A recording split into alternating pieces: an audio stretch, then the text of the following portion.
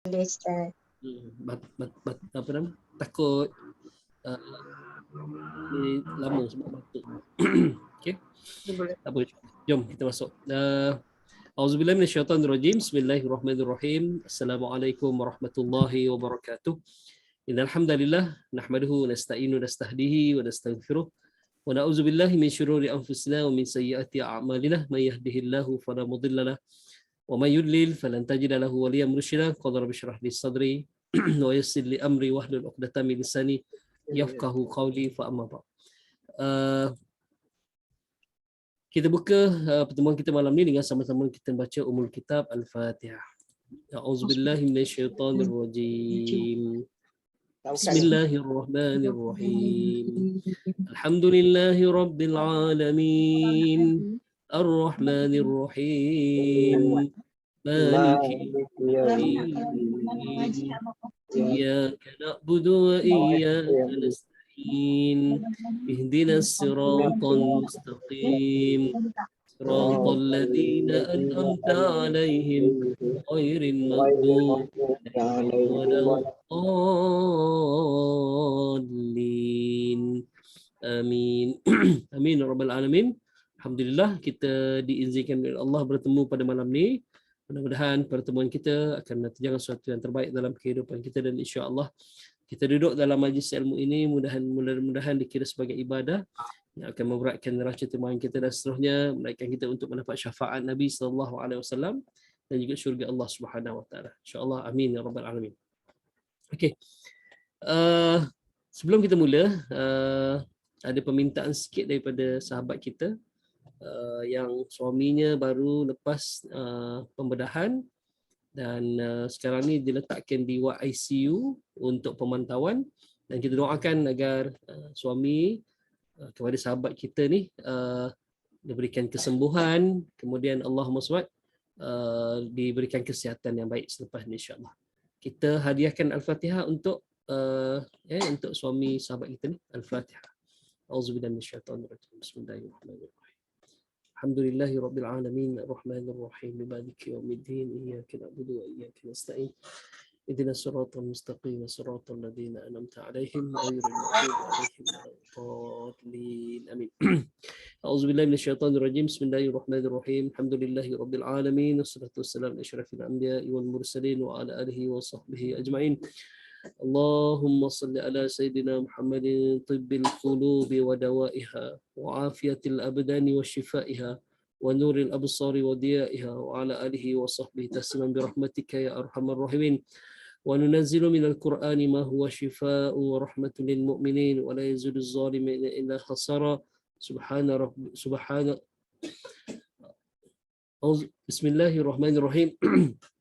Ya Allah ya Tuhan kami, sembuhkanlah penyakit suami kepada sahabat kami ya Allah. Berilah kesembuhan kepada penyakit yang sedang ditanggungnya ya Allah. Berilah kesembuhan dan kesihatan yang baik selepas ini ya Allah. Ya Allah Tuhan kami, kalau ada di kalangan kami yang sakit kau sembuhkanlah ya Allah. Kalau ada di kalangan kami yang sedang menghadapi masalah, kau berilah jalan keluar kepada masalah tersebut ya Allah. Dan kalau ada di kalangan kami yang sedang terbeban dengan hutang dan seumpamanya, kau berilah bantuan untuk melansaikan segala hutang-hutangnya ya Allah. Ya Allah Tuhan kami, kalau ada di kalangan kami ini yang sedang diuji, maka kamu bantulah ya Allah. Janganlah kau berlepas diri walaupun sekelip mata ya Allah. Ya Allah Tuhan kami mendatangkan padamu memohon belas ihsan-Mu ya Allah. Berkatilah kedua ibu bapa kami, ampunkanlah dosa-dosa mereka, letakkanlah mereka di tempat yang tinggi di sisi-Mu ya Allah. Ya Allah Tuhan kami, ampunkan dosa kami, dosa pasangan kami, anak-anak kami, adik-adik kami, saudara mara kami, guru-guru kami, sahabat-sahabat kami, jiran-jiran kami, semua umat Islam telah meninggal dunia ya Allah. Ya Tuhan kami mohon berlindung kepadamu daripada segala wabak penyakit yang berjangkit, terutama COVID-19 yang sedang kami hadapi. Angkatlah segera muka bumi ini ya Allah, dan berilah keamanan kepada kami ya Allah. Rabbana atina fid dunya hasanah wa fil akhirati hasanah wa qina adzabannar. Wassallallahu ala sayyidina Muhammad wa ala alihi wa sahbihi wa baraka wasallam. Alhamdulillahirabbil alamin. InsyaAllah, mudah-mudahan Allah berikan kesembuhan, Allah berikan kesihatan yang baik insyaAllah. Amin. Okey, jom kita terus masuk. Pada ayat 36 malam ni, 36, okey. Setelah mana Allah menerangkan kepada kita pada ayat sebelum tu, sekejap saya sharekan Uh, okay. Masih ada sebenarnya.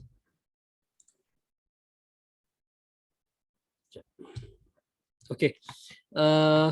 Ayat sebelum tu kita bincang liyakulu min thamarihi wa ma amila suaidihim afala yashkurun. Untuk mereka makan. Li ni agar ataupun untuk liyakulu mereka semua makan min thamarihi daripada buahnya ataupun hasilnya. Wa ma amila suaidihim dan daripada apa yang mereka telah usahakan dengan tangan-tangan mereka. Afala yashkurun. Maka mengapa mereka tidak bersyukur? Okey. Kita bincang lepas untuk kamu makan sebagai rezeki kepada kamu. Tetapi mengapa kamu kufur? Yakni lawan kepada syukur adalah kufur. Lawan kepada syukur adalah kufur. Kufur ni engkar. Kufur ni maksudnya enggan. Syukur ni maksudnya berterima kasih. Syukur berterima kasih atas nikmat. Jadi kenapa tidak berterima kasih pada Allah? Kan mengapa kamu engkar pada Allah? Itu lawan kepada syukur adalah kufur. Panggil kufur nikmat tu kan. Okey. Pada ayat ni Allah kata wa ma amila suaidihim dan apa yang diusahakan oleh tangan mereka. Kenapa Allah sebut ni? Sebab Allah nak beritahu hatta yang kamu tanam pun hakikatnya Allah yang menumbuhkan. Sebab itu kita bicara pada ayat yang sebelum ni dalam surah Abasa. Falyanzuril insanu ila ta'amih. Maka manusia itu perlu memerhatikan ataupun perhatikanlah kepada makanan mereka. Inna sababna ma asabba, sesungguhnya kami yang telah menurunkan air daripada langit sabba. Sabba ni maksudnya dengan lebatnya lah. Thumma syaqaqnal arda syaqqa, kemudian kamilah yang membelah bumi itu dengan sebenar-benar belah. Kita dah bincang bagaimana kalau kita menanam satu tumbuh-tumbuhan, satu biji benih, kita tanam satu kaki ke dalam. Okay. Yang uniknya pula pokok korma ni supaya dia lebih kuat dan tidak tombang kalau ada ribut pasir dan seumpamanya, bila ditanam satu kaki dalam dan diletakkan batu besar di atas biji benih tersebut. Supaya bila dia nak keluar, dia tak boleh nak keluar terhalang, jadi akarnya akan banyak dan akan masuk lebih dalam untuk beri kekuatan, untuk support biji benih ni keluar.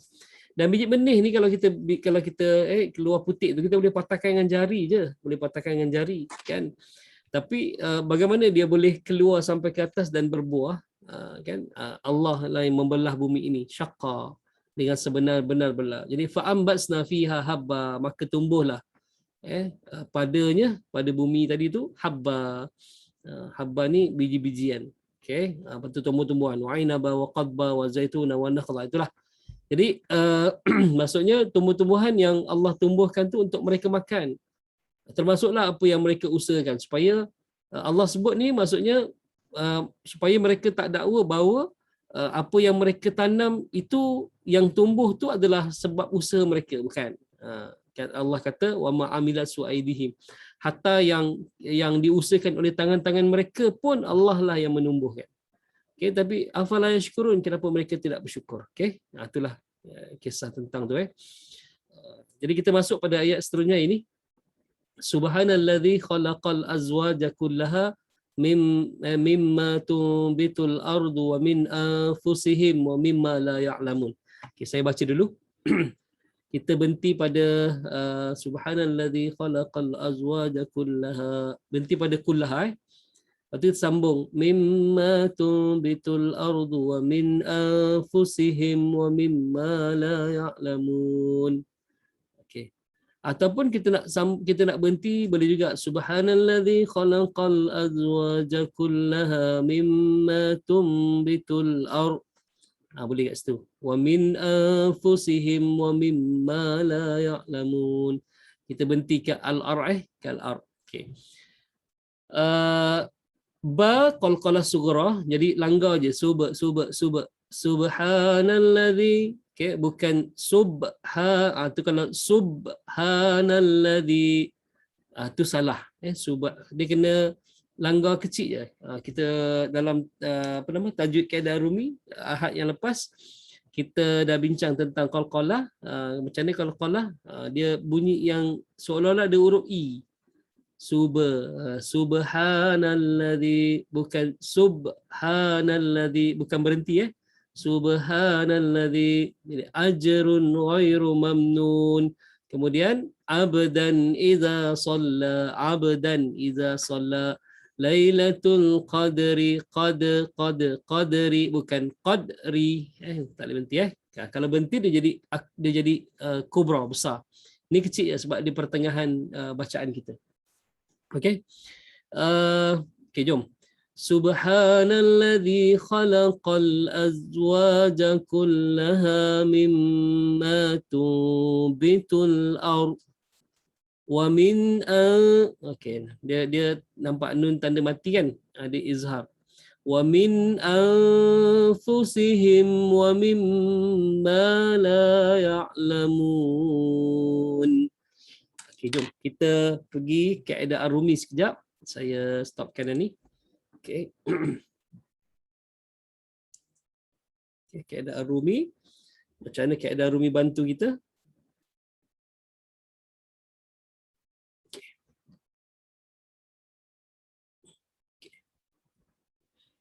Kita fokus pada perkataan Allahumma salli ala Muhammad.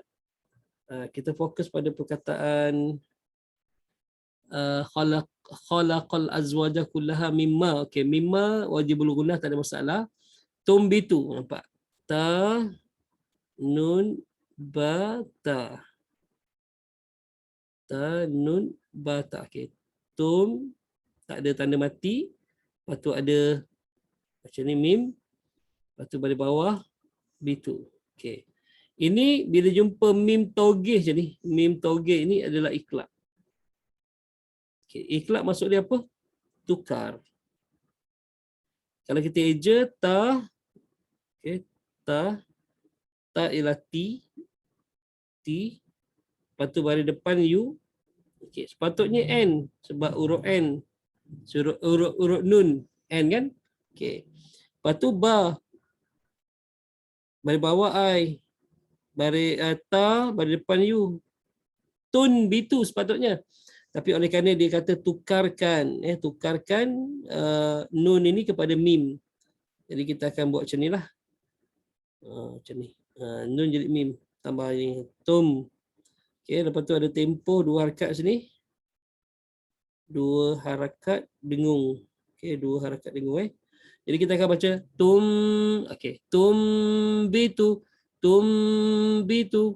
mimma tumbitu. Itu asas Tapi untuk membezakan antara idgham ma'al gunnah, sebab idgham ma'al gunnah dengan Allahumma salli dengan dengan iklab ialah kita jangan rapatkan bibir kita. Seolah-olah boleh dilalui oleh selai kertas pada bibir kita. Jadi mimma tumbitu, kalau rapat tumbitu lulus. Okey. Tumbitu ni lulus. Maksudnya dia okeylah. Dia base asas dia tumbitu. Tapi kalau advance kita dah belajar sikit tentang tajwid, nak bezakan antara idgham dengan iklab, kita jangan rapatkan bibir. Tumbitul ard. Tumbitul ard. Okey, itu yang kita bincang pada pertemuan kita lepas. Okey. Kemudian kita pula bincang tentang al-ard tu. Ni hukum mat pula. Hukum mat Okey. Al-ardu. Okey, dia hamzah wasal, lepas tu lam dia bersabdu. Okey. Lepas tu hamzah atas alif, ardu. Okey, sebab kita berhenti kat sini. Jadi ni baris atas, ini mati. Okey. Dan dot ni itibar baris mati. Jadi bila berhenti ada 2 yang mati, 1, 2. Kat sini adalah ma'arif dia sukun lah. Boleh pilih 2, 4, 6 harakat. Okey. Mimma tumbitul ard. Memang tumbitul ard ni memang tak boleh nak panjang lah. Mimma tumbitul ard. Salah lah dia memang kat sini dia special lah sebenarnya. Okey, dia bukan 2, 4, 6 sebenarnya Dia memang kena berhenti. mimma tubitul ard, macam tu je. Dia tak boleh mimma tubitul ard. Jadi yang kaedah ni tak boleh pakai lah. Kan? Kaedah ni automatik. Okey. Kaedah ni automatik tak boleh pakai. Sebab yang kita nak bicara adalah hukum mat. Okey. Mat ni apa huruf mat? Alif, waw, ya. Jadi pada kalimah ardu ni ada alif, waw, ya ke? Ni ra, ni dot, tak ada. Jadi kaedah ni tak boleh pakai. Jadi bukan mimma tubitul ard. Tak boleh. Mimma tubitul ard. Terus mati kat situ. Okey, ard. Okey. Jadi sebab dia bukan hukum mat. Bila hukum mat jadi ard walaupun baki dua huruf selepas kita berhenti, tak boleh lah automatik sebab kita bicara hukum mat. Okey. Selesai. Okey, yang nun mati jumpa hamzah itu tak ada masalah. Ni izhar kita akan baca wa min dia tak boleh wa min, tak boleh wa min, lidah kita ni kena langit-langit atas. Langit-langit yang keras ke atas. Wa min dia al, kemudian an, tu kan. Min dia semua jejak ke atas tu. Semua jejak ke atas tu. Al dengan an, al, an, cuma kedudukan dia langit-langit atas, cuma yang al depan sikit, yang an tengah-tengah. Yang an tengah-tengah. Tu je beza dia. Okey, tapi langit-langit yang sentuh ujung lidah sentuh langit-langit atas yang keras. Okey, tu. Anfusihim, ni fa yang kita belajar yang lepas. Okey, kita ulang balik semula sikit. Okey. Okey. Okey, anfusihim hamzah. Sorry. Hamzah atas okey, anfusihim. Okey. Balik atas tak ada nun mati, tak ada. Okey, macam tu mim ada tanda mati. Okey. Alif baris atas nun mati n saja. Lepas tu terjarakkan sikit. Fa f baris depan u, sin s baris bawah i, ni H besar, kita tahu dah. Baris atas, baris bawah I, mim mati M. Jadi anfusihim, anfusihim. Tapi oleh kerana dia ikhfa, kita sembunyikan huruf kita letak huruf G. Jadi kita macam tu, dua harakat dengung. Jadi kita kena bunyikan dulu ang, kita dengungkan dulu. Okey, ang, tapi naik kat hidung. Jadi kalau kita tak naik kat hidung jadi fusihim, salah juga. Jadi yang naikkan kat hidung tu yang untuk untuk memesongkan sikit bunyi G tu. Jadi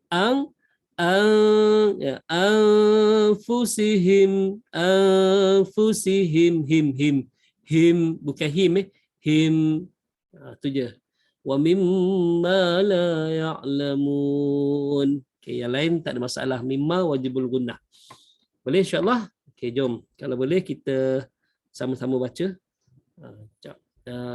Saya nak sharekan slide ni ke? Okey, slide boleh. Sebab dia yang baca melalui laptop kan dan umpamanya. Okey, jom insya-Allah. Saya baca dulu. Auzubillahi minasyaitonirrajim. Subhanalladzi khalaqal azwaja kullaha mimma tubitul ard wa min anfusihim wa mimma la ya'lamun. Okey, jaga makhraj huruf dzal. Subhanalladzi ladzi. Lidah kita kena keluar lebih dari gigi. Subhanalladzi, nanti azwaja az. Dia mahmus bunyi angin az. Subhanalladzi khalaqal azwaja kullaha. Dia lain az bunyi dari ekor dia. Tapi zal tak bunyi ekor dia. Subhanalladzi ladzi. Macam tu keadaannya. Okey, jom. Kita baca sama-sama. Okay. Dengan kiraan 1, 2, mula. Silakan. سبحان الذي خلق الأزواج ومن أنفسهم ومما لا يعلمون. Okey. Alhamdulillah. Sekali lagi boleh tak? Kita berhentikan al-ar, lepas tu saya sebut 1, 2, 3 baru kita sambung. Okey, 1, 2, mula. سبحان الذي خلق الأزواج كلها مما تنبت الأرض 1, 2, mula. ومن أنفسهم ومما لا يعلمون. Okay, Alhamdulillah. Ni tak ada sangat ketara lah. Cuma kadang-kadang kita terlepas pada perkataan azwaja tu. Okay. Subhanalladzi khalaqal azwaja, bukan azwaja, azwaja, bukan azwaja kullaha. Okay. Azwaja. Boleh, tak ada masalah. Tadi saya pun dengar tak ada yang terlepas. Cuma kena berhati-hatilah kat perkataan azwaja tu. Okey, azwaja, bukan azwaja, azwaja. Okey, boleh insya-Allah. Jom kita terjemahkan. Subhanallazi, maha suci Allah yang telah menciptakan sesuatu itu azwaja, berpasang-pasangan. Semuanya, kullaha, semuanya berpasang-pasangan. Mimma tumbitul ard, daripada apa yang tumbuh di bumi. Okay. Wa min anfusihim, dan daripada diri kamu, maksud ada lelaki, ada perempuan. Wa mimma la ya'lamun, dan dari apa yang kamu tidak ketahui. Okay. Apa yang kita tak ketahui itu apa? Jadi Allah tak akan biarkan kita dalam keadaan tak tahu. Nanti Allah sambung pada ayat berikutnya. Wasyamsu tajri li mustaqar, kan? Jadi nanti sambung ayat seterusnya, rupanya matahari dengan bulan pun pasangan dia. Langit dengan bumi pasangan dia. Tak maaf. Okey. Insya-Allah boleh. Okey. Kita tengok tafsiran dulu.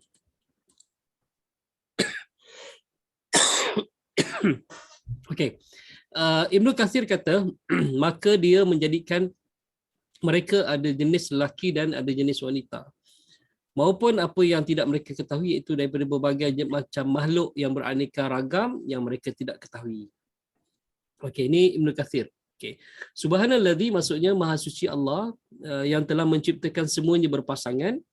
Mimma tumbitul ard, ada daripada pokok yang jantan, kemudian ada pokok betina. Okey. Tahu tak hikmahnya kenapa Allah sebut pada ayat sebelum tu, wa ayatul lahumul ardul maitatu ahyainaha? Antara tanda-tanda kekuasaan aku, kata Allah SWT, adalah menjadikan bumi yang kering kontang tu, bumi yang tandus, tumbuh atasnya adalah al-ardul maitatu ahyainaha. Kemudian kami hidupkan dia. Kemudian hidupkan dia, wa akhrajna mimma tumbitul ard, kan? Okey, dan kami keluarkan daripadanya tumbuh-tumbuhan, macam tu kan? Okey. Ayat seterusnya apa? Kalau kita rujuk pada ayat seterusnya, sebab saya ni reversekan balik. Okey, kalau kita ingat ni kisah yang ni. Yang ni. Okey, tu. Ayat seterusnya adalah wa ayatul lahumul ardu maitatu, dan antara tanda kekuasaan atau besar Allah adalah menjadikan bumi yang kering kontang itu ahyainaha, kami hidupkan dia. Dan kami tumbuhkan daripada, dan kami keluarkan daripadanya habban, biji benih, faminhu yakulun. Okey. Seterusnya, ayat seterusnya Allah kata ni. Wa ja'alna fiha jannatin min nakhilin. Nakhil ni maksudnya pokok korma. Wa a'nabin, pokok anggur. Rupanya korma dengan anggur ni adalah tanda kebesaran Allah Ta'ala. Kita dah bincang yang lepas. Macam mana daripada tanah yang kering kontang ini, gambar dia. Okay, boleh tumbuh pokok yang subur, berdaun hijau macam ni. Mana sumber air dia dapat? Allah yang Allah yang menumbuhkan dia, Allah yang menumbuhkan dia. Okey. Kenapa pokok kurma? Sebab pokok kurma ni ada dua. Pertama, pokok ni tumbuh kat tempat dia orang. Okey. Kan tumbuh kat tempat dia orang. Memang ada sekeliling dia orang. Sebelum Arab Quraisy ni ada pun, zaman sebelum ni dah ada pokok kurma. Bukan baru ada, tak. Bukan baru ada. Sebelum ni memang dah ada dah. Jadi pokok kurma ni dekat dengan dia orang. Sebab itu Allah sebut tentang pokok kurma. Okey. Yang kedua, tahu tak pokok kurma ni kelebihan dia adalah dia pokok ni kalau tidak dikawinkan dia antara pokok jantan dengan pokok betina tak berbuah dia. Tak berbuah dia. Dia bunga kurma ni, bunga kurma dia tak macam bunga pokok-pokok yang lain. Pokok yang lain macam contohnya pokok apa nama Allah SWT yang ada dia bunga dia. Jadi lebah datang, hisap madu dia, kemudian melekat di kaki-kaki dia, debunga-debunga jantan.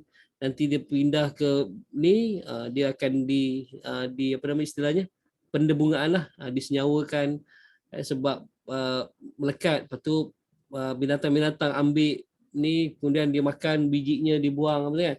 Okey, tapi pokok kurma tak. Pokok kurma ni kalau ikut dia punya bunga dia, bunga jantan ke bunga betina ke, bau bunga jantan bunga betina ni busuk. Sebab itu tak ada binatang yang nak pergi makan dia punya debunga dia untuk pindahkan ke pokok-pokok lain. Tak ada. Sebab kalau ikut ni, bau bunga kurma ni dia macam bau air mani, bau busuk. Bau air mani, bau busuk. Jadi tak ada binatang yang suka kepada apa nama debunga kurma ni. Jadi cara dia nak tumbuh adalah memang kena panjat, ambil daun jantan, ambil bunga jantan, pergi ikat kat setiap pokok bunga betina ni. Okay. Sebab itu masa Nabi SAW sampai ke Madinah, Nabi sebelum dia ke Mekah, Nabi jarang jumpa, tapi orang Madinah ni dia kahwinkan pokok, dia panjat pokok, lepas tu dia kahwinkan antara pokok jantan dengan pokok betina. Lalu kata Nabi SAW, jangan, biarkan dia sendiri berbuah, tak perlu dikahwin-kahwinkan. Okay. Bila datang musim kurma tahun tu, tak berbuah kurma, ataupun ada berbuah sangat sedikit berbuah. Lalu Nabi tanya, kenapa? Apa jadi pada kurma Madinah tahun ni, kenapa tak berbuah? Lepas tu dia kata, ya Rasulullah, bukankah engkau pernah melarang orang-orang Madinah mengawinkan pokok-pokok jantan ni? Jadi dia kena kahwin dengan Rasulullah, barulah dia berbuah. Oh, Rasulullah kata gitu. Oh, okey. Lepas tu keluarlah hadis Nabi SAW yang kata, antum a'lamu bi umuri dunyakum. Jadi kamu lebih tahu tentang urusan dunia kamu. Jadi Nabi benarkan. Barulah ketika tu kurma semua ni. Jadi kurma ni dia kena kahwinkan. Jadi kenapa kurma Allah sebut dalam ayat ni? Okey. Kemudian pada ayat seterusnya ni okey. Okey. Mana tadi? Okey, ini. Subhanallazi khalaqal azwaja kullaha. Jadi pokok kurma ni adalah tanda pokok tu ada jantan ada betinanya. Jadi kalau tak dikahwinkan pokok jantan pokok betina, tak boleh berbuah dia. Jadi daripada apa nama ardul maitah tu, bumi yang tandus, kemudian Allah jadikan pokok kurma tu bukti Allah hidupkan tanah yang tandus tadi. Kemudian subhanallazi khalaqal azwaja mimma tumbitu. Jadi tanda yang ni berpasang-pasangan adalah pokok kurma juga. Pokok kurma juga. Tu masya-Allah Rupanya pokok kurma ni adalah tanda kebesaran Allah. Okey. Lepas tu pokok kurma ni sebab tu dia ni istimewa. Dia istimewa. Macam Nabi Saleh alaihissalam, Nabi Saleh kan unta yang keluar daripada celah-celah batu, dari celah-celah gunung batu tu, anak unta. Okey, jadi anak unta tu adalah mukjizat, tanda kebesaran Allah. Sebab orang kafir cabar Nabi Saleh. Tapi bila dia cabar Nabi Saleh dah buktikan bahawa kekuasaan Allah Taala, kekuasaan Allah Taala, dia orang pergi bunuh pula tanda tu. Tanda kekuasaan Allah Taala yang anak unta tadi tu, dia pergi bunuh. Itu Nabi Saleh marah, Nabi Saleh marah. Jadi tanda kebesaran Allah Taala ialah unta Nabi Saleh. Jadi Nabi Saleh punya unta yang keluar daripada celah batu tu dibunuh, disembelih. Jadi pokok kurma ni adalah tanda kebesaran Allah Taala. Itulah. Jadi pokok kurma ni mulia sebenarnya. Pokok kurma ni mulia. Kenapa tak pokok lain? Kenapa tak pokok lain? Itulah disebut tentang tu. Jadi pokok kurma ni adalah pokok yang sangat mulia. Sebab itu pokok ni ada dalam syurga. Pokok ni ada dalam syurga. Pokok kurma ni ada dalam syurga. Itulah insya-Allah itu disebut tentang tu. Okey, wa min anfusikum, daripada diri kamu juga, wa min anfusihim, dan daripada diri mereka juga ada lelaki dan perempuan.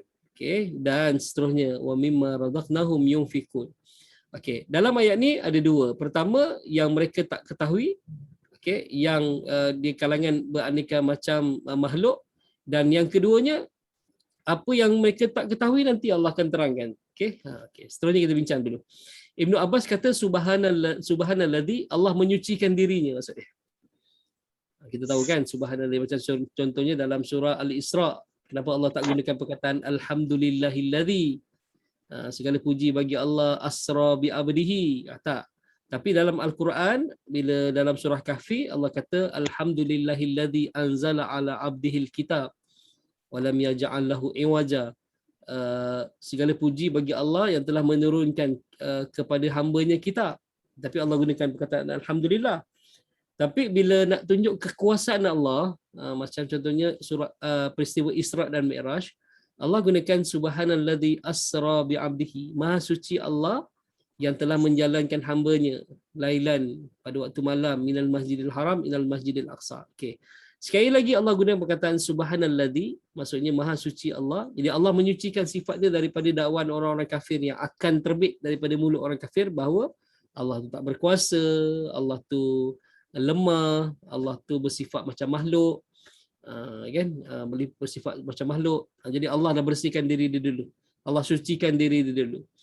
Jadi maha suci Allah yang telah menjadikan setiap pasangan ini, setiap khalaqal azwaja, setiap sesuatu ini ada pasangan dia. Itu pelbagai. Okey. Jadi kullaha kat situ maksudnya pelbagai. Semua ada jantan, ada betina. Okey. Okey. Wa mimma tumbitul ard, daripada yang tumbuh di bumi ini, ada manis, ada pahit. Jadi pahit manis pun kata Ibnu Abbas itu pasangan. Kalau pahit lawannya manis. Okey. Okey, pahit lawannya manis. Wa min anfusihim, ada lelaki dan perempuan kata Ibnu Abbas. Okey. Wa mimma la ya'lamun, dan daripada apa wa mimma la ya'lamun yang mereka tidak ketahui, Ibnu Abbas berpendapat apa yang ada di darat dan apa yang ada di lautan. Jadi mungkin ada dalam lautan yang mereka tak tahu, yang berpasangan juga. Berpasangan juga. Tu. Macam kita yang tengok cerita SpongeBob lah kan. SpongeBob. Okay. SpongeBob ni rupanya Allahumma salli alaihi wasallam, dia bukan sponge yang basuh pinggan tu. Kan? Dia sponge ni, dia kalau kita tengok kat Google, dia ada haiwannya tu. Ada haiwannya yang namanya SpongeBob tu, ada haiwannya. Kalau kita boleh tengok kat Google sekejap. Kena je sponge SPONGE SPONGE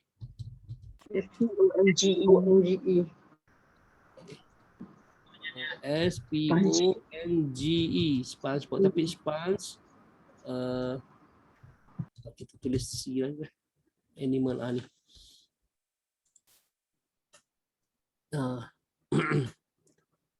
Dia kalau kita ni Allahumma salli. Memang macam SpongeBob. Kejap saya stopkan ni dulu. Saya sharekan yang ni. Saya mula-mula pun ingat, nampak. Memang macam sponge kan? Warna kuning. Sea sponge kan? Jadi 4 segi. Nama dia SpongeBob SquarePants. SquarePants tu maksudnya dia punya apa nama? Seluar dia 4 segi kan? Tengok sini. Okey. Binatang ni pun ada, kita tak tahu. Tahu tak pencipta SpongeBob tu? Siapa orang pencipta SpongeBob tu? Dia Allah SWT, dia PhD, pakar maritim, pakar hidupan dalam laut. Jadi kita baru tahu punya sponge tu adalah memang macam ni bentuk dia. Dia bukan sponge basuh pinggan orang ni tenggelam dalam dalam apa nama dalam laut ke tak, memang inilah hidupannya. Inilah spannya tu. Okey, inilah spannya. Oh, kat sebelah dia ada Patrick pula. Patrick tu kan starfish kan. Starfish. Okey, starfish. Jadi masya-Allah tu. Kita tak tahu hidupan dalam laut pun tak tahu nampak ni. Ni hidupan ini sponge dalam laut ni, warna kuning. Kan? Jadi Allahumma salli ini pun tak tahu mana jantan ke mana betina tak tahu, tapi ada pasangan dia. Ni yang kata Allah wa mimma la ya'lamun. Okey. Daripada apa yang kamu tak tahu. Itulah dia sebut tentang tu Insya-Allah sangat sangat hebat Ingat span yang buat basuh pinggan tu? Tak, rupanya tak. Itu adalah memang hidupan. Memang hidupan dalam lautan. Okey, jom kita sambung terus. Okey. Kemudian kata tafsir jalan lain, Maha Suci Allah yang telah menciptakan pasangan-pasangan yang berjenis-jenis. Semuanya baik apa yang tumbuh di muka bumi ini berupa biji-bijian dan lain-lainnya. Dan daripada mereka sendiri iaitu jenis pria ni maksudnya lelaki dan wanita lah. Okay. Maupun dari apa yang mereka tidak ketahui itu makhluk-makhluk yang ajaib dan aneh. Okay. Seterusnya, Al-Munir kata subhana adalah penyucian daripada Allah daripada syirik, sekutu, yang telah mencipta buah-buahan daripada berbagai jenis rasa. Itu juga merupakan Allah SWT pasangan. Okay. Warna dan bentuk juga pasangan. Begitu juga dengan pencipta lelaki dan perempuan dan makhluk yang tidak ketahui. Allah pencipta kepada penciptaan yang agung ini. Inilah maksud subhanalladzi. Okay. Sebenarnya untuk membezakan Allah dengan berhala-berhala sembahan mereka. Sebab berhala sembahan mereka tu sifatnya lemah, tak mampu mencipta apa-apa. Jadi Allah gunakan perkataan subhana. Allah sucikan diri dia, bukan macam berhala yang kamu sembah tu. Okey. Allah Maha berkuasa menciptakan semuanya. Okey, terus insya-Allah. Okey, jadi inilah kita dapat subhanallazi khalaqal azwaja kullaha mimma tumbitul ardu wa min anfusihim wa mimma la ya'lamun. Okey. Allah jadikan semuanya berpasangan, termasuk yang tumbuh atas muka bumi ini. Kurma adalah bukti jelas kepada pasangan sebab pokok kurma mesti dikahwinkan. Okey. Diri kamu juga lelaki dan perempuan dan apa yang kamu tidak ketahui pada ayat berikutnya. Saya tanya guru saya lah, Dr. Wan Nasruddin. Dia pakar pemakanan lah. Dia mengkaji tentang Tibun Nabawi banyak. Jadi bila disebut tentang ni, saya cakap Ustaz, sebab dia sebut pada saya, kulit dengan isi itu, itulah pasangan dia. Macam kita makan limau, kita buang kulit limau. Kulit limau tu lagi kalau rugi kita buang. Jangan buang kulit limau. Kulit limau tu tinggi dia punya vitamin C-nya, kemudian kulit limau ni dia pasangan dia. Lepas tu kalau kita kupas limau ni kan ada yang putih-putih tu. Putih-putih tu yang paling bagus sekali untuk perut kita, dia serat. Kan? Dia serat, okay? Bantu penghadaman kita. Jadi kalau jangan buang.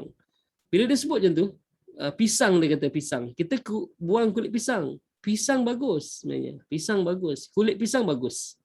Kulit pisang pun boleh dimakan sebenarnya. Okey. Kemudian Allahumma salli, saya sebut doktor, betul lah yang Mak Saleh kalau dia masak macam kentang goreng kan, kentang dia tak kupaskan kulit kentangnya. Dia cuci je, buang tanahnya, lepas tu dia potong-potong dengan kulit-kulit sekali. Kulit kentang bagus. Kulit kentang bagus. Okey. Lepas tu okey. Saya tanya dengan Dr. Wan Nasruddin, doktor, betul lah teori yang kata orang kalau kita makan Allah SWT, makan durian, lepas tu kita tak nak panas badan kita, kita minum air daripada pangsanya. Minum air daripada pangsanya. Itu pun dari kebenaran. Dia kata betul. Allah kata khalaqal azwaja kullaha. Semua ada pasangan. Cuma kulit durian tak boleh makan lah. Jadi kulit durian tak boleh makan, minum daripada pangsanya untuk hilangkan panas badan. Oh, situ pasangan dia. Masya-Allah rupanya tu. Kita selama ni buang biji anggur, itu yang bagus, biji anggur. Kemudian kulit limau yang bagus. Kemudian apa lagi? Pisang, kulit pisang bagus, kan? Kulit pisang bagus. Tu sebenarnya tu pasangan dia. Dia sebenarnya ada kebaikan dia. Macam udang. Dia kulit udang tu sebenarnya kita tak boleh buang habis kulit udang. Dia kena tinggal sikit sebab dia punya lawan dia udang. Udang ni kalau kita makan dia ada ialah asid umpamanya kan. Okey. Tapi kena ambil sikit kulit dia tu, makan sekali dengan kulit dia untuk dia istilahnya macam cernakanlah yang mudarat daripada udang tersebut. Daripada udang tersebut. Oh ya, tak boleh kupas habis buang kulit dia. Itu yang kita makan mudarat. Ustaz dia kata, oh okey. Jadi ada kebenaran dari sudut khalaqal azwajah ni, semua ada. Kalau orang tua tu dulu kalau kena gigit lipan umpamanya, kena gigit lipan. Ubat dia adalah isi perut lipan tu. Dia bisa kan kena gigit lipan. Tangkap lipan tu, penyekkan dia, ambil isi perut dia, sapu dekat tu. Kan? Betul kan? Sapu dekat tempat luka tu, hilang bisa dia. Okey. Satu. Yang kedua, Allahumma SWT lipan apa lagi dia ada yang memang kalau kena sengat tu ambil dia punya ni. Okey. Kalau terkena duri sawit. Duri sawit. Okey. Kita kerja potong buah sawit. Lepas tu angkat tu dia duri sawit tu terkena pada tangan kita. Ubat dia adalah buah dia. Buah dia tenyir kat tempat sakit tu. Hilang bisanya. Oh, masya-Allah. Jadi di sebalik tu punya khalaqal azwaja kullaha ni semua ada pasangan dia. Semua pasangan. Hatta kepada yang ni mudaratnya ini dia punya penawar dia. Macam lalat kepak dia. Kepak sebelah kiri penyakit, kepak sebelah kanan tu penawar kepada penyakit tersebut. Sebab itu bila lalat masuk dalam minuman kita, kan Nabi SAW kata tenggelamkan keseluruhannya dan buang. Kemudian minumlah, kan. Rupa-rupanya kata Nabi SAW, sebelah kepak sayap tu penyakit dan sebelah itu adalah penawarnya. Sebelah tu adalah penawarnya. Jadi Allah SWT rupanya sebelah kanan tu penawar kepada penyakit kepada kepak yang sebelah kiri tu. Jadi kalau lalat masuk dalam minuman kita, tenggelamkan, buang, seumpama macam tak masuk lalat lah. Telah dicernakan penyakit tadi tu. Telah dineutralkan. Tapi ada kajian ke doktor pasal orang ambil Allah SWT kepak lalat yang sebelah kanan tu boleh jadi ubat? Tak pernah kan? Tak. Orang buat kajian jugalah, tapi dia tak boleh menyembuhkan penyakit. Apa tak? Dia hanya sekadar dia penawar kepada penyakit daripada kepak sebelah kiri tu. Dia tak boleh ambil kepak dia, lepas tu kita blend ke jadi ubat, tak boleh. Tak boleh. Okey. Tapi ada satu rawatan yang ulat daripada lalat yang langau tu apa namanya? Maggot. Macam mana Dr. Linda sebutannya? Maggot. Maggot. Maggot tu sebenarnya dia membantu kalau orang yang kena kencing manis yang dah kaki dia dah hitam, dah nak kena potong, ada rawatan guna telur lalat tu. Ulat-ulat daripada lalat tu, maggot tu. Untuk makan sel-sel mati daripada kaki yang kena kencing manis tu, dia boleh sembuh. Masya-Allah. Dia ada rawatan tu. Okey, cuma tak pernah tengok orang buat lah. Tapi ada rawatan tu. Dia orang buat kajian tentang telur lalat tu, yang ulat daripada lalat tu. Langau. Bukan lalat biasa lah, langau. Okey. Yang warna hijau tu kan, kalau dia hinggap dekat makanan kan ada putih-putih tu kan, itu telur dia. Nanti lama dia akan keluar dia punya ulat dia. Ulat dia tu kalau letak pada kaki yang luka, dia cepat sembuh. Dr. Linda ada nak komen? Tak. Okey, sebab Dr. Linda buka mic, saya ingat Dr. Linda. Okey. Okey. Masya-Allah tu. Masya-Allah, rupanya lalat tu. Okey. Tahu tak ada satu dekat Itali, kalau tengok rancangan masuk mana dia orang buat keju kan, keju yang paling mahal, keju yang itulah yang lalat dah kerumun dah bertelur, dah ada ulat-ulat atas tu kan, itu yang dia ambil dia orang makan. Itu keju yang mahal di Itali. Insya-Allah tu. Ya tu ada tak ada? Betul. Okey. Berkulat, keju yang berkulat lagi mahal. Ya, itu yang mahal lah. Keju yang berkulat tu yang mahal. Okey, itu disebut tentang tu. Jadi rupa-rupanya banyak kita tak tahu banyak kita tak tahu. Atas muka bumi ni pun kita tak tahu, dalam lautan pun kita tak tahu. Okey. Dan ada satu lagi benda yang kita tak tahu tapi Allah beritahu kita. Apa dia? Okey, ayat seterusnya. Okey. Wa ayatul lahumul lailu naslahu minhun nahara fa idahum muzlimun. Jadi antara yang kita tak tahu adalah malam dan siang itu adalah pasangannya. Bila ada malam ada siang, bila ada malam ada siang. Okay, itu pasangan dia, kita tak tahu. Jadi wa ayatul lahumul lailu naslahu minhun nahara fa idahum muzlimun. Okey. Kita baca sikit dulu wa ayatul lahum, nampak tanwin jumpa lam. Idgham bila guna. Jadi TUN buang N tu masuk ke L. Jadi TUL. Jadi wa ayatul lahum, bukan wa ayatul lahum, wa ayatul lahum. Tahu kan kaedah ni kan? Ni kita dah bincang yang sebelum ni. Okey, kalau tak saya tuliskan sekejap bagaimana dia boleh jadi macam tu Sikit je, ulangan je lah. Saya rasa tak ada masalah pun. Okey. Okey, wa ayatun.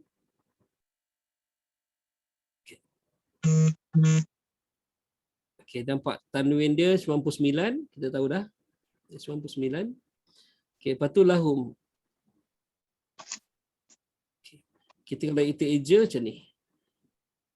W sebab kalau waw berbaris dia W, kalau waw mati dia U untuk huruf vokal. Baris atas A, hamzah ni A lagi. Okey. Lepas tu 2A sebab ada alif. Jadi wa'a, bila 2A cantum macam ni, 2 harakat. Okey. Kemudian ya yang berbaris Y, baris atas A, ta ialah T, baris depan ni UN. Okey. Lepas tu ada lam L. Oleh kerana tasydid ni 2 kali. Jadi double L. Baris atas A. Cukup macam tu. Jadi yatun la kan. Jadi nama dia idgham. Idgham maksudnya masuk. Okey. Masuk. Tapi tanpa dengung. Okey, tanpa dengung. Jadi tak ada tempo lah Bila tanpa dengung dia tak ada harakat. Okay. Jadi nun ni masuk. Jadi buang N ni masuk ke L. Jadi T U L. Kemudian datangkan balik L ni. L E. Jadi kita baca wa ayatul lahum. Wa ayatul T U L. Wa ayatul, bukan wa ayatul lahum. Wa ayatul lahum. Macam tu jadi ini nama dia Allah SWT idgham bila guna. Dia tak ada harakat, dia tak ada dengung. Jadi wa ayatul lahumul lailu naslahu itu kaedahnya. Macam tu kaedah okey insya-Allah. Yang lain al-lailu naslahu minhun nahara. Okey tak apa ni nun bersabdu wajib gunnah minhun nahara fa idahum muzlimun. Okey. Kita dah bincang mim yang lepas ahad lepas. Mim ada tanda mati pendek umur sebab dia mati. Jadi pendek bacaannya. Mim tak ada tanda mati panjang umur. Jadi panjang 2 harakat sini automatik. Okey. Jadi kita boleh jumpa fa idahum okey bagi fa idahum muslimun muz. Lidah kita kena keluar daripada gigi sebab makhraj huruf okey makhraj huruf zal dha dengan sa. Ni makhraj sama. Okey. Zal, dha dengan sa. 1.3 Sa tu maksudnya makhraj yang sama. Lidah kita mesti lebih pada gigi kita. Jadi bila sebut allazi lidah gigi. Allazi okey. Kemudian lebih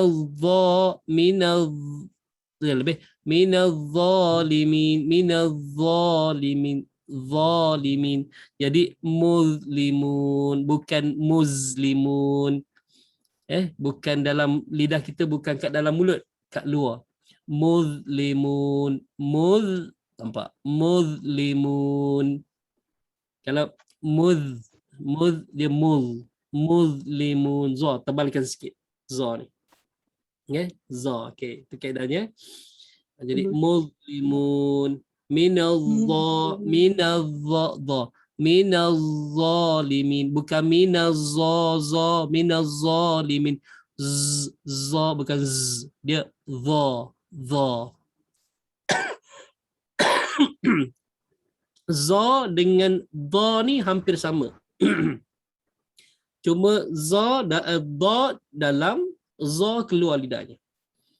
Za keluar lidahnya. Sebab itu dia punya titik dia sama tapi dia punya ni sama, cuma yang ni macam ni, yang ni ekor je ni.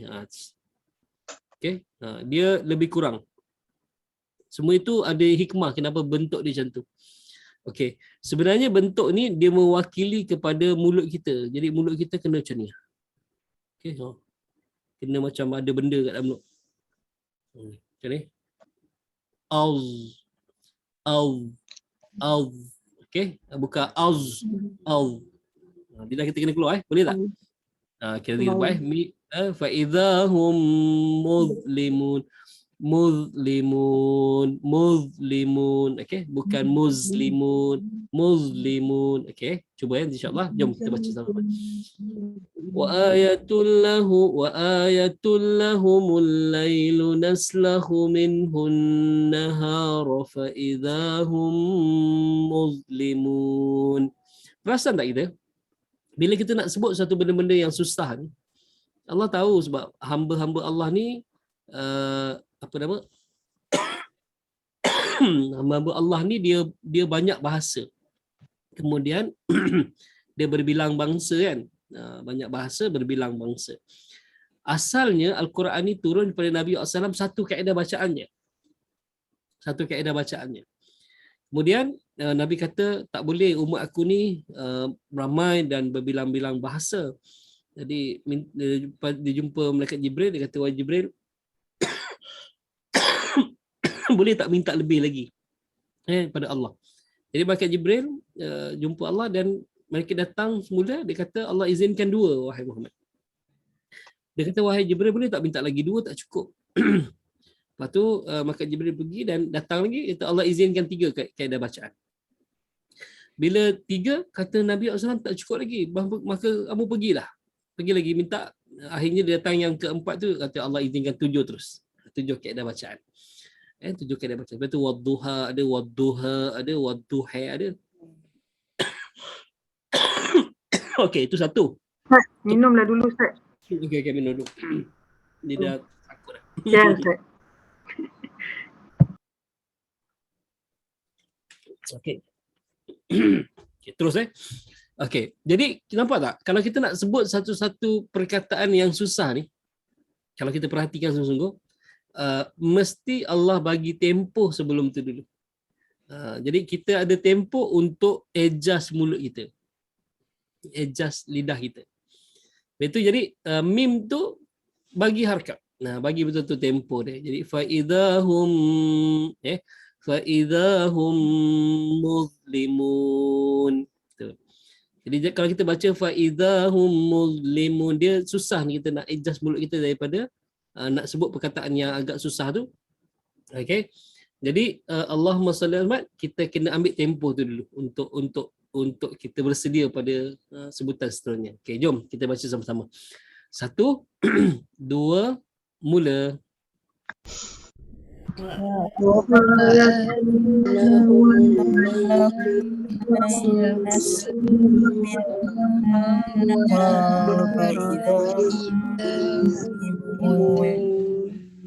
Okey, semula boleh tak? Tak berapa jelas sangat. Okey, 1 2 mula.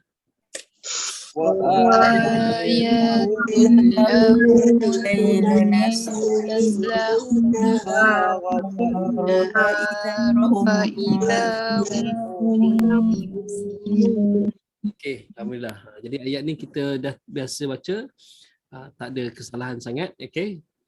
Cuma mungkin tergeliat sikit lidah kita kat naslahu. Macam mana naslahu tu? Kha tu tebalkan. Bukan naslahu minhu. Kita selalu baca wa ayatul lahumul lailu naslah. Macam mana nak keluar tu? Naslahu minhun nahara. Selalu kita bunyi nas. Okay, sorry saya tak matikan lagi ni. Okay. Nampak. Dia perkataan naslahu ni dia kha. Jadi nak tak nak kita kena tebalkan je. Wa ayatul lahumul lailu naslahun nahara. Nak dia tepat bunyi naslahun nahara tu memang susah. Tapi nak beja jangan bunyikan naslahu ha pedas pula. Wa ayatul lahumul lailu naslahun nahara tu jadi ha tu pedas ha pedas. Jadi kita bunyi naslahun nahara. Naslahu minhun nahara. Okey macam tu kaedahnya Jadi naslahu minhun nahara. Okey kita letak sikit kita punya naslahu. Okey. Nanti kita akan jumpa lagi ayat yang sama juga. Pada ayat Allahumma apa ayat lupa dah. Ayat 50 lebih. Ayat 50 lebih nanti saya rujukkan. Sekejap. Ayat 50. Kadang-kadang kita nak baca tu susah sikit. Ayat 40. 40.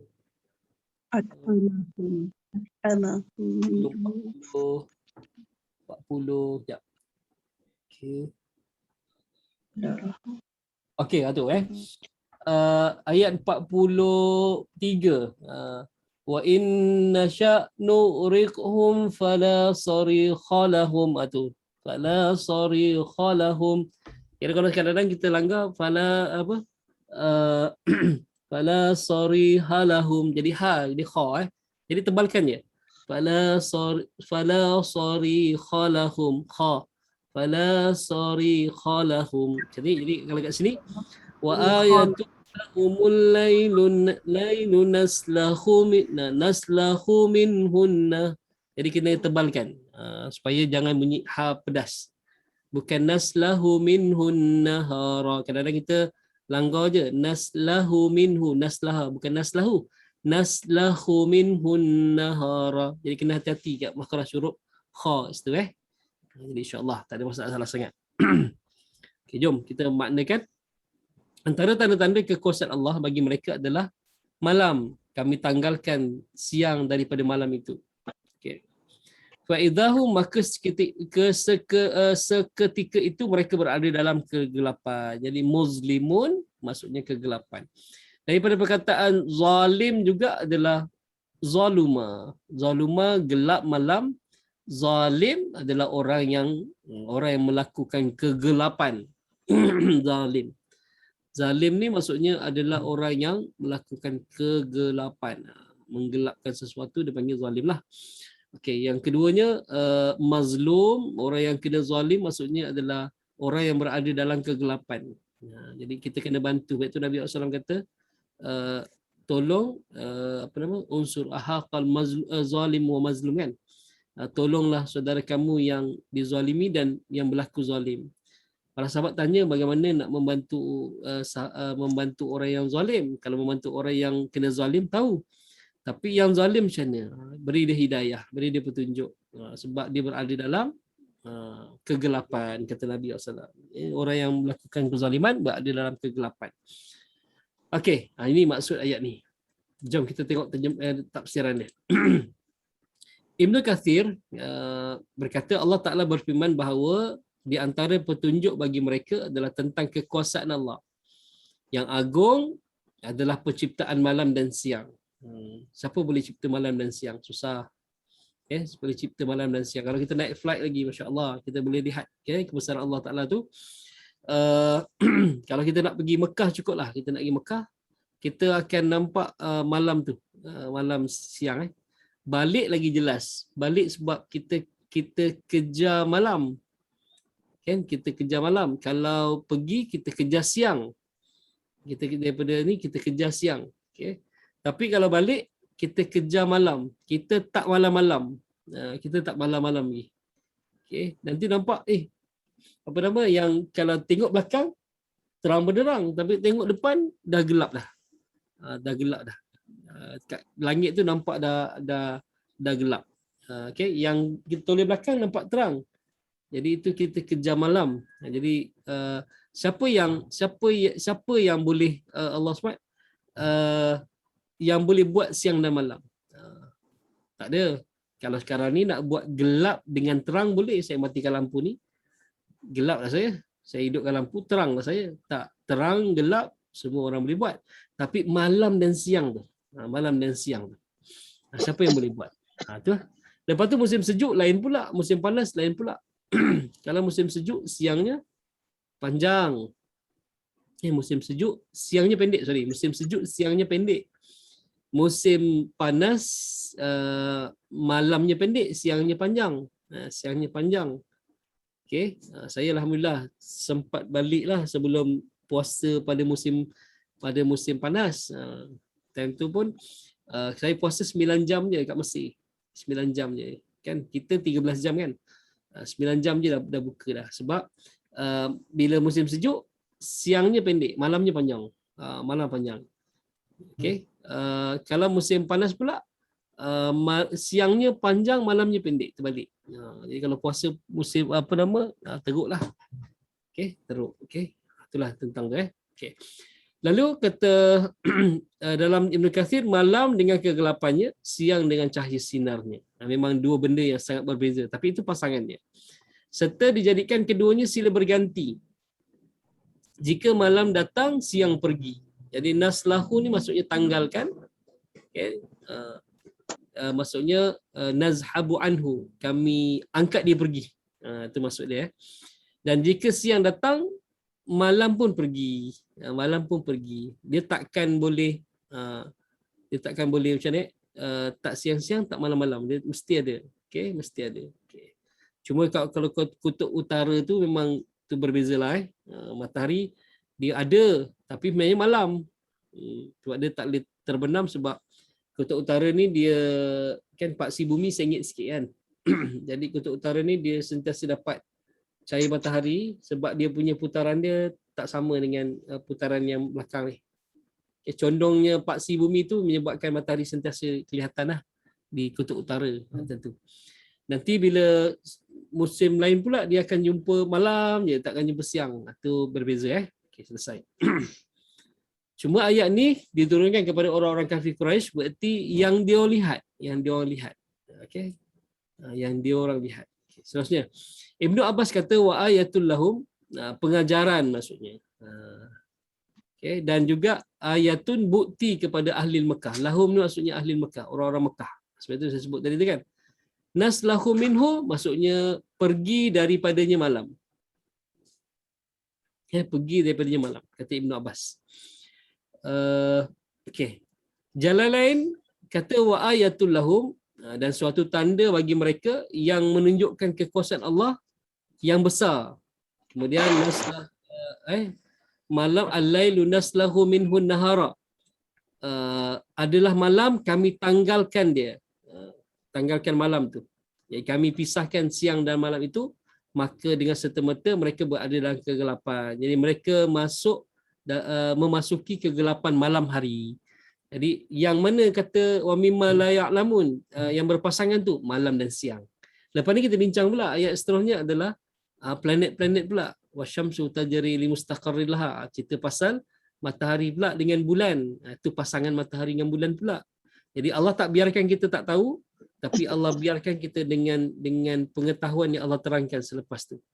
Okey, tu.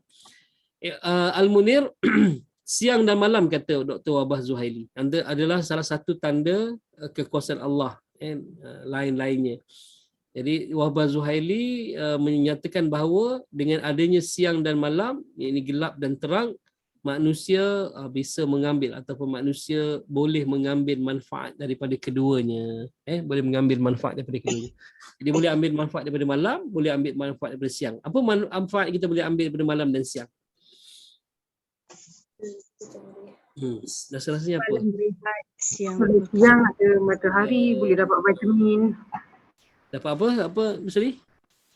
Dapat vitamin. Ustaz ada matahari. Siang-siang hari. Siang vitamin D. Siang dapat vitamin D.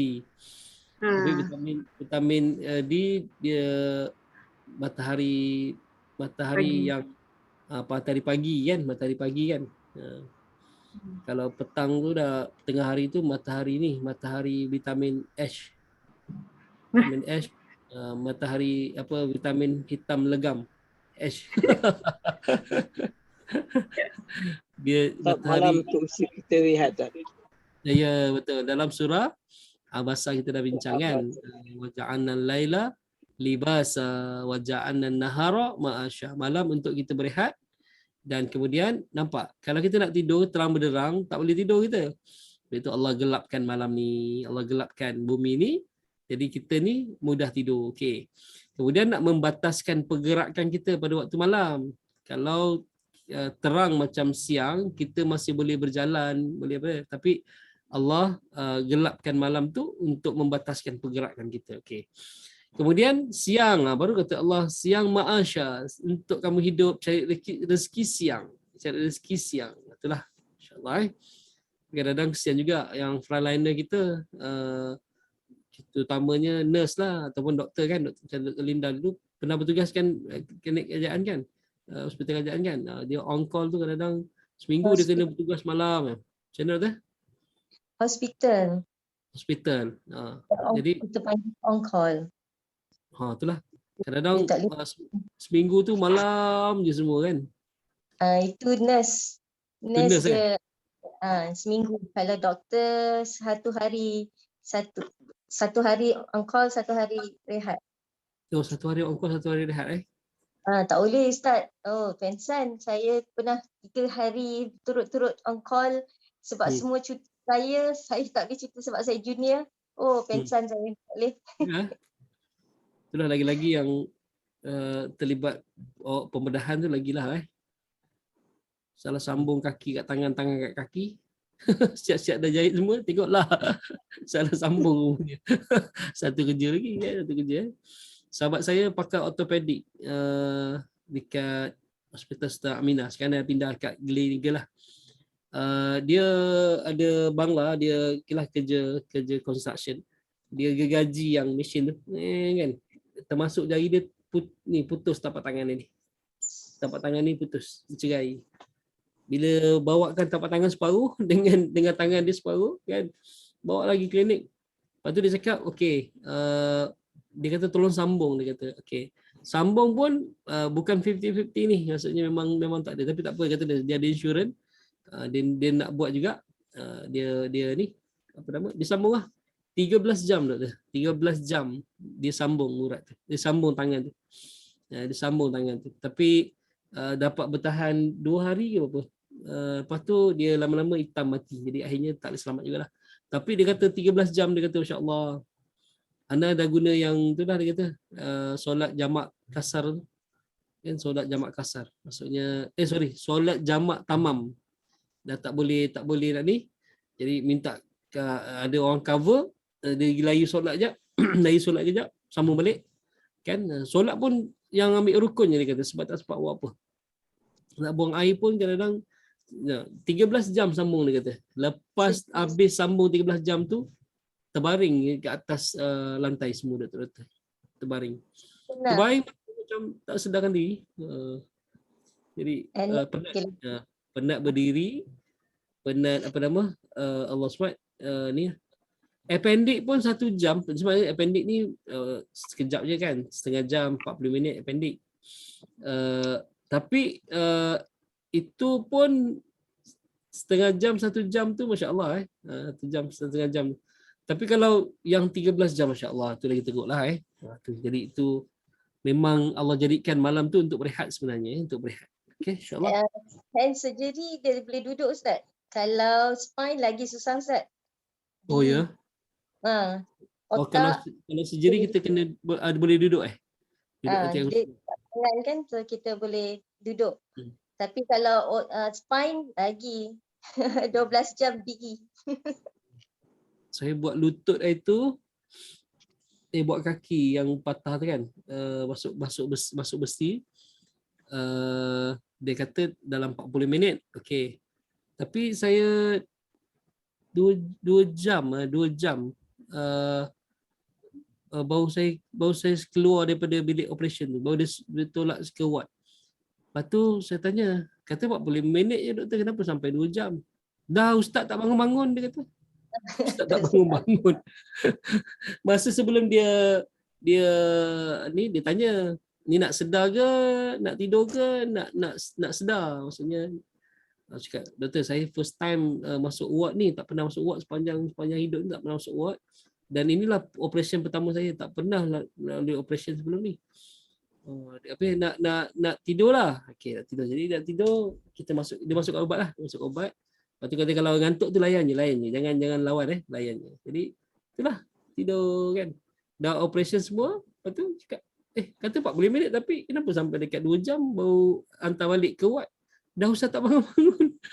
Dia kata kita tunggu ustaz bangun dulu baru boleh tolak ke ward. Kan? Oh okey. Jadi kelakar. Saya masa mula-mula dia tak tahu saya ustaz, tapi bila Heliza datang, bila Ustaz Syed Kadir datang, Adam Kori datang panggil ustaz-ustaz, jadi nurse-nurse kat ward tu baru tahu saya ustaz. Jadi nurse ni kacau saya lah. Dia kata alah ustaz takutlah tu. Kan baru ustaz tahu nak operation punya takut orang perempuan ni. Dia nak bersalin macam ni lah ustaz, dia punya perasaan dia. Lepas tu juga kau tak baik lah takut-takutkan ustaz tu. Semua nurse kacau tu ya. Nurse kacau. Jadi itulah. Jadi saya dengan doktor dengan nurse pun jadi rapat. Jadi nak minta apa-apa minta je. Kan dapat je kan. Itulah insya-Allah. Okey. Okey, selesai. Ini yang kita bincang tentang. Nanti insya-Allah untuk pertemuan kita akan datang kita tamatkan awal sikit malam ni. Kita bincang ayat seterusnya nanti insya-Allah. Cuma kesimpulan daripada apa yang kita bincang tadi tu, wa ayatul lahumul lailu naslahu minhun nahara fa idzahum muzlimun. Maksudnya malam dan siang juga adalah pasangannya. Okey. Jadi pertukaran siang dan malam adalah tanda bukti kekuasaan Allah Subhanahu Wa Taala. Gelap itu hakikatnya daripada Allah. Malam yang gelap memerlukan cahaya daripada Allah. Malam yang gelap memerlukan cahaya daripada Allah. Dan Allah sebut dalam Quran, Allah kata wasyamsu diya'a wal qamara nura. Okay. Matahari itu sinaran dan bulan itu adalah cahaya. Rupanya betul. Kalau kita lihat kenapa ada bulan pada waktu malam, bulan ni reflektor untuk bumi sebenarnya. Reflektor untuk bumi. Kalau kita bumi yang bulat je ni kan macam ni bulat ni. Okey. Kalau matahari kat sini, ni akan cerah depan ni, tapi belakang akan gelap. Okey. Bulan ada kat atas ni. Jadi bulan yang akan membiaskan cahaya matahari. Bulan akan membiaskan cahaya matahari, akan menerangi bahagian ni. Dan kenapa bulan ni dia punya saiz ni lebih kecil berbanding bumi ni? Kalau besar tak ada siang malamnya. Semua siang je, belakang pun siang sebab dia punya reflektor dia besar. Jadi reflektor kecil je. Jadi dia hanya dia wasyamsu diya'a, matahari itu dia memberikan sinaran, okey. Kemudian wal qamara nura, bercahaya sebab dimantulkan cahaya daripada Allahumma SWT, daripada matahari itu. Jadi masya-Allah, Allah pun bantu juga manusia ni taklah gelap sangat. Kalau gelap sangat buka mata terlanggar dinding lah tengah apa kan. Jadi taklah gelap sangat. Tentang tu. Okey, nanti kita akan sambung cerita pasal apa hikmah ada fajar. Apa hikmah ada fajar? Apa hikmah ada syuruk? Apa hikmah ada duha? Kemudian apa hikmah ada zuhur? Sebab zahara ni terang dan nyata. Jadi waktu solat zuhur itu adalah solat yang dilakukan pada waktu terang benderang, matahari atas kepala, gelincir sikit je. Kan, asalnya tegak atas kepala, kemudian dia tergelincir sikit. Jadi dia panggil zahara. Zahara ni terang. Jadi waktu terang benderang solat zuhur. Okey. Asar pula dia sebelum malam tu dia ada cahaya kemerah-merahan. Lepas tu hilang cahaya kemerah-merahan. Jadi rupanya cahaya kemerah-merahan tu adalah macam kita kalau lampu bilik tidur kita ni ada controller. Dia kalau switch kita picit terang benderang, tiba-tiba gelap gelita. Itu nanti. kita bincang dalam tadabbur apa nama Allahumma shalli tadabbur juzuk ammah, kita dah bincang dah. Itu bila macam tu nanti bila berlakunya kiamat macam orang matikan suis lampu. Tiba-tiba terus gelap. Macam kita lah kan kat kampung ke dekat rumah kita bila blackout kan. Wah, semua satu lorong bising. Wah. Semua jekit gelap. Nanti bila dah sambung balik dah tak blackout dah, maksudnya lampu nyala balik, nanti satu lorong terdengar wah semua kecoh. Macam itulah kaedahnya. Bila dia tiba-tiba terang dan pup, terus mati tiba-tiba, semua mati. Jadi semua akan kecoh. Jadi itu gambaran maksudnya bila berlaku kiamat. Tapi yang sekarang ni bila nak tukar siang pada malam, dia macam ada controller tu yang dia daripada terang dia gelap dan gelap. Nanti nak buka lampu pun, nak terangkan bumi pun daripada cahaya yang malap-malap, okey, terang dan terang macam tu.